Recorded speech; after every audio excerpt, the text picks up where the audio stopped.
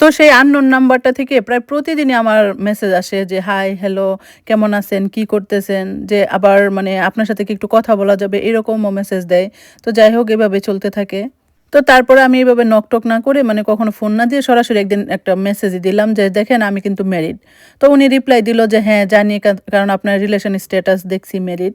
তো আমি তো আর আপনার সাথে প্রেম করব না। জাস্ট এমনিতেই অ্যাজ এ ফ্রেন্ডশিপ হিসেবে আরকি একটু নক করি।" তখন আমি ভাবলাম যে হ্যাঁ, আচ্ছা ঠিক আছে তাহলে একটু কথা বলাই যায়। তো এভাবে চলতে থাকে। মানে আমরা প্রতিদিন কি করছি না করছি এই টুকটাক মেসেজ দিতাম, ভালো-মন্দ জিজ্ঞেস করতাম এতটুকুই, এর বেশি কিছুই না। তো এইভাবে চলতে প্রায় ৫-৬ মাস চলতে থাকে। তো একদিন ৫-৬ মাস পরে আমার শাশুড়ি একদিন আমাদের বাসায় আসে। তো আসার পরে দেখলাম যে আমার মা অনেক কান্নাকাটি করতেছে, বলতেছে যে, "আপা দেখেন আমার মেয়েটার জীবনটা তো নষ্ট হয়ে গেছে। আমার মেয়েটাকে নিয়ে এখন কি করব?" মা আমার শাশুড়িকে বলতেছে যে, "আপা দেখেন আমরা তো আমার মেয়েকে অনেক বুঝাইছি যে তুমি এই ডিভোর্সটা না হয় দিয়ে দাও। তো সে তো দিতে চায় না। এদিকে তাহলে এক কাজ করেন আপনারা আপনাদের ছেলেকে একটু বুঝান যে দেশে আসুক, এসে অন্ততপক্ষে ডিভোর্সটা দিয়ে যাক। অথবা আপনারা পেপারস-টেপারস রেডি করে ওর কাছে পাঠান যে ডিভোর্সটা দিয়ে দিক। তো এইভাবে তো আর রেখে দেওয়া যায় না, তাই না? আমার মেয়েটারও তো একটা জীবন আছে।" তো আমার মেয়েরও তো একটা জীবন, তাই না? ওর কি এভাবে চলতে পারে? তো এই কথা শোনার পর আমার শাশুড়ি বলল, "আচ্ছা ঠিক আছে আমি বাসায় যাই। আমি এই ব্যাপারটা নিয়ে এখন সিরিয়াসলি আলোচনা করব। কারণ দেখি কি করা যায়।" তো পরে এই কথাটা শোনার পরে মানে আমার এত কষ্ট লাগলো, মানে আমি ভাবলাম যে না, যাই হোক এতদিন তো আমার হাসব্যান্ড ছিল। এটাই ভাইবা আমি ছিলাম। কিন্তু ডিভোর্স দিয়ে দিবে এটা কেমন ধরনের কথা? তো এটা শোনার পর আমার মনটা অনেক খারাপ লাগে।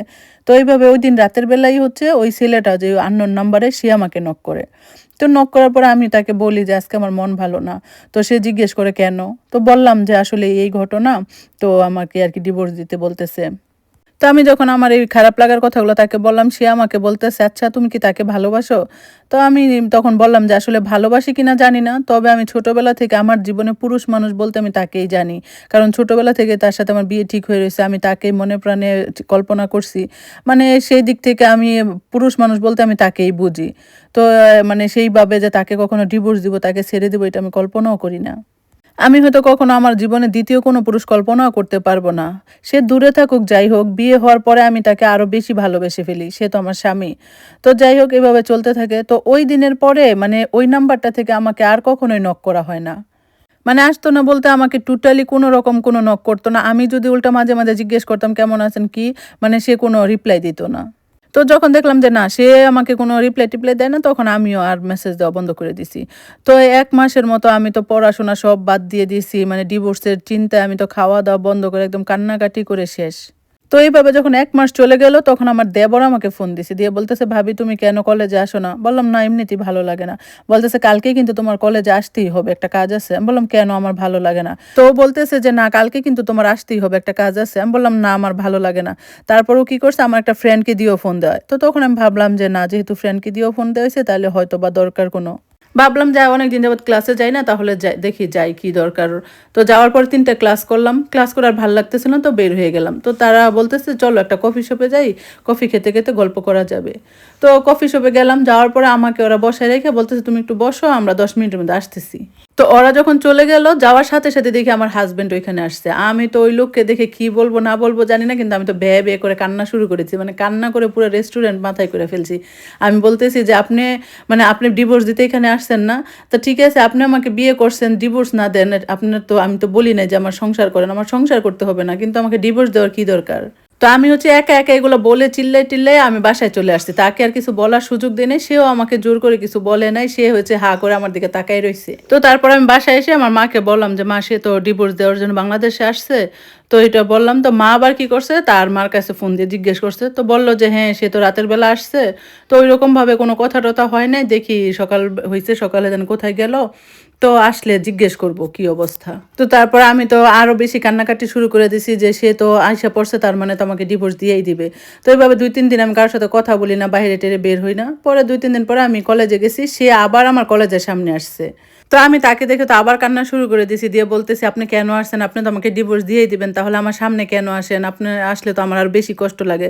তো এইটা বলার পরে সে আমাকে এত ঝাড়ি মারছে, ঝাড়ি দিয়ে বলতেছে, "বেয়াদব একটা মেয়ে, এত কথা বলো কেন? হ্যাঁ, এত কথা বলো কেন?" এগুলো বলে আমাকে ঝাড়ি-টাড়ি দিয়ে সে চলে গেছে। তো তারপর আমিও বাড়িতে চলে আসছি আর চিন্তা করলাম যে না এই লোক যতদিন দেশে আছে আমি আর বাসা থেকে বের হব না। কারণ তারা দেখলে আমার আরো বেশি কষ্ট লাগে। তো বাসায় রইলাম। তো তারপর আমি শুনতে পাইলাম মার কাছে যে আমার শ্বশুরবাড়ি থেকে নাকি আমাদের ডাকা হইছে। যে আমাদের নাকি বিয়ের অনুষ্ঠান করবে। তো আমাদের নাকি বিয়ের অনুষ্ঠান করবে। তো এখন তো আমার নতুন টেনশন শুরু হয়েছে, যে লোকটা আমাকে ডিভোর্স দিয়ে দিবে, তো সে এখন আবার কেন আমাকে বিয়ে করবে। তো এই টেনশন থেকে আমি আম্মুর কাছ থেকে হচ্ছে ওনার নাম্বার নেই, নাম্বার নিয়ে ওনাকে কল দিই যে কেন আপনি আমাকে আবার বিয়ে করবেন। তো ডিভোর্স দিতে আইসা মানে আবার বিয়ে করবেন, এটা কেমন? তো সে আমাকে তেমন কিছুই বলে না, শুধু আমাকে বলতেছে আমাকে নাকি থাপড়ায় দাঁত ফালাই দিবে, এই জন্য নাকি বিয়ে করবে, এটা বলে ফোন রেখে দিছে। তো আমিও আর ভয়ে টয়ে আর তাকে ফোন দিই না। তো যাই হোক, তারপর আমাদের আবার বিয়ে পড়ানো হয়, যেহেতু 5-7 বছর দূরত্ব ছিল আমাদের মধ্যে, ওরকম সম্পর্ক ছিল না। পরে আবার বিয়ে পড়ানো হয়। মানে বিয়ের সময় এমন অবস্থা যে ছবি তুলবে আমাদের, সে আমার দিকে তাকায় না, ক্যামেরার দিকে তাকায় না, মানে ফুলে রয়েছে অন্য দিকে তাকায় থাকে। তো যাই হোক, এইভাবে চলতে থাকে। তো তারপর হচ্ছে আমার শ্বশুরবাড়িতে আমাকে নিয়ে আসা হয়। শ্বশুরবাড়িতে বাসরঘর সাজায়, একদম ফুল টুল দিয়ে সেই আলিশান করে বাসরঘর সাজায়। তো আমাকে ওইখানে নিয়ে বসায় রাখে। আমি প্রায় 1 ঘন্টা যাবৎ বসে বসে ঝিমাইতেছি, তার আসার কোনো খোঁজ নাই। অবশেষে সে 1 ঘন্টা পরে আসে। তো সে আসার পরে আমি তাকে ভালো মন্দ কোনো কিছু না জিজ্ঞেস করে আমি তাকে বললাম যে আপনি দেশে আসছেন ডিভোর্স দিতে, আপনি কেন আমাকে বিয়ে করলেন? তো এই কথা বলার পরে সে আমাকে ঠাস করে একটা চড় মেরে দিছে। তো চড় খাওয়ার পরে তো আমি পুরো হয়ে গেলাম যে বিয়ের দিন বাসর করে কেউ বউকে চড় মারে। তো চড় খাওয়ার পরে আমি হচ্ছে বারান্দায় গিয়ে বসে রইলাম। আর মনে মনে ভাবতেছি যে এই লোক নিশ্চিত আমাকে চড় দেওয়ার জন্য বিয়ে করছে। এইভাবে আমি 2 ঘন্টার মতো প্রায় মানে বারান্দায় বসে রয়েছি, মশার কামড় খাইতেছি। কিন্তু এই লোক তো আমাকে আর একবারের জন্য ডাকতেও আসে নাই। তো বারান্দায় বসে বসে আমি ফেসবুকে স্ট্যাটাস দিলাম যে আমার মতো এমন বিয়ে যেন কারো না হয়, কেউ যেন এরকম করে বিয়ে না করে। তো তারপরে প্রায় মানে 2-2.5 ঘন্টা পরে, 3 ঘন্টা পরে সে যায় আমাকে একবারে জোরাজুরি কইরা বারান্দা থেকে নিয়ে আসছে। তো যাই হোক, রুমে আসার পরে সে আমার হচ্ছে পায়ে ধরে আমার কাছে ক্ষমা চাইতেছে যে দেখো আমি হচ্ছে তোমার সাথে যেটা করছি এটা ঠিক করিনি, অন্যায় করছি। তবে আমি তোমাকে মানে তোমাকে যে বিয়ে করছি এর জন্য যে এমন করছি তা না। আমার মানে আমার ইচ্ছা ছিল আমি এখন বিয়েই করব না। তো আমার বাবা মা আমাকে জোর করে বিয়ে দিছে, যার কারণে আমি আসলে এমন করছি। তো তখন আমি বললাম যে তাহলে এখন কেন হইছে? তো পরে আমাকে বলতেছে যে আসলে ওই যে নবীনবরণে তোমার যে ছবি দেখলাম, দেখার পরে তোমার প্রতি আমার একটু আসছে যে না তুমি তো আমার বউ। তো পরে আমি তো তোমাকে ফ্রেন্ড রিকোয়েস্ট পাঠাইছি, তুমি তো অ্যাকসেপ্ট করো নাই। বলছি যে তো আমি তো পরে করছি, অ্যাকসেপ্ট তো করছি।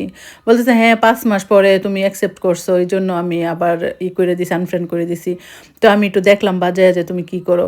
তো পরে তো আমি তোমাকে আননোন নাম্বার থেকেও ফ্রেন্ড রিকোয়েস্ট পাঠাইছি, তুমি তো অ্যাকসেপ্ট করছো।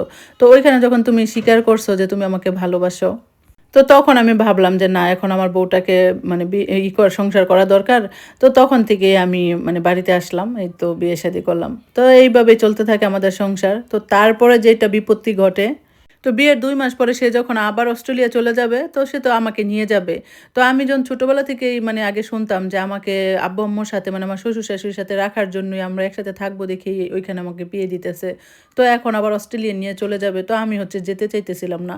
আমি বলতেছিলাম যে না, আমি ওরে অনেক বুঝানোর চেষ্টা করতেছিলাম যে না আমরা এইখানেই থাকি, তাদের সাথেই থাকি। তারপর তাকে আমি বললাম যে আচ্ছা ঠিক আছে, আপনি যদি না থাকতে চান তাহলে আমি তাদের সাথে থাকি, আপনি চাইলে চলে যেতে পারেন। তারপর সে ঠিকই আমাকে রেখে চলে গেছে। তো আমি আছি আমার শ্বশুর শাশুড়ির সাথে। তো আমি জানি সে এইবার আর বেশি দিন থাকতে পারবে না, সে আসবে। এটা ছিল একটা আপুর জীবনের গল্প। তো আমার কিন্তু বলতে বেশ ভালোই লাগছে, একটা সুন্দর প্রেমের গল্প, মিষ্টি প্রেমের গল্প। তো আপনাদের শুনে কেমন লাগছে অবশ্যই জানাবেন। আর এরকম সুন্দর সুন্দর গল্প শুনতে আমার পেজটাকে ফলো করে পাশে থাকবেন। তো ইনশাল্লাহ আরও সুন্দর সুন্দর গল্প আপনাদের উপহার দিব।